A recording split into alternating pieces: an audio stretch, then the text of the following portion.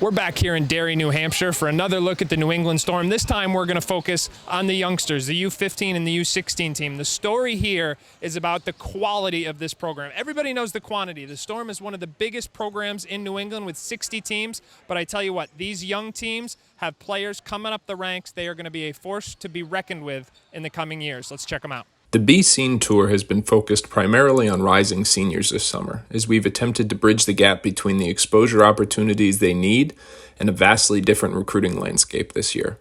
The New England Storm, though, wanted to include all three of their high school teams, and so last week when we traveled to Derry, New Hampshire, we saw 30 different players ranging from the classes of 2021 to 22 and 23.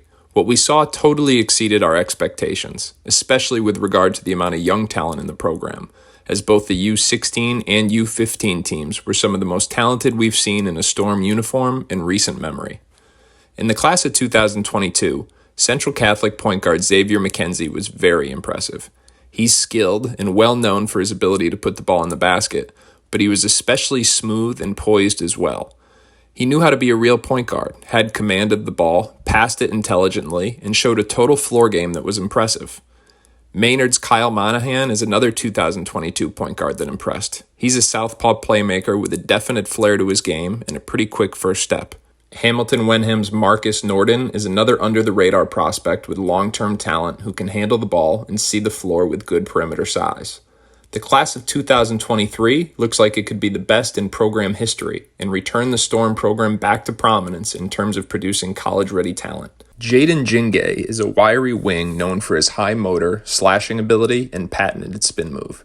He's also an advanced defender for his age and worked hard to develop his jumper, which looks notably better than a year ago. He's transferring to Rivers next year where he'll join the class of 2023. Riley Castanera has been the standout of the u15 team this summer. Coming off a big freshman season in which he averaged over 15 points per game for St. John's Prep, he's one of the better young shooters we've seen in the region, but he's also physically strong, very smart, and a good passer. While Central Catholic's Marcus Rivera is another notable name on that u15 squad, there's a handful of other guys who don't have big reps yet, but show very clear potential. Javari Ellison is a long 6'4" forward who showed flashes of being able to extend his game onto the perimeter and being able to develop terrific mismatch potential. Pinkerton Academy's Anthony Chin is another wing in the making who has a good frame and clear upside, including a solid stroke to keep developing. Naz Perez from Lawrence High School is a long, fluid, and really athletic off 2 feet. Plus, he's unselfish with a bright future of his own. Andover's Ryan McClellan is a skilled young guard with a very good early shooting stroke, while David Brown runs the show as a true point guard. Matt Santosuaso is another well-rounded guard, while Gabe Copeland put up big numbers for Beverly as a freshman. From top to bottom, the young talent in the Storm program exceeded all of our expectations. They have underclassmen who are already making big impacts at their respective high school programs, others who have clear untapped potential, and virtually everyone who has a chance to play at some level of college basketball.